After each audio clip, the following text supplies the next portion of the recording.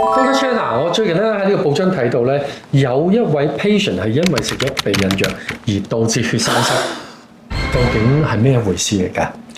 其實咧血栓塞呢一個情況咧係非常之罕見嘅嚇。咁基本上咧，如果因為食避孕藥而導致血管栓塞呢一個機會咧，我哋講緊1000個女士咧，其實只有1至2個啦。係。咁對比翻冇食避孕藥嘅女士而有血管栓塞咧，其實1000個裏邊咧得0.2到0.5個嘅。咁所以其實呢一個情況係非常之罕見。係。咁其實喺挑選避孕藥入邊有啲咩學問喺度嘅咧？其實我哋醫生咧見病人嘅時候咧，都會問一問佢嘅病歷啦，佢嘅家族病史啦，佢自己本身有冇長期食開藥物咁樣嘅。咁我哋都需要知道咧，究竟呢個病人適唔適合食避孕藥。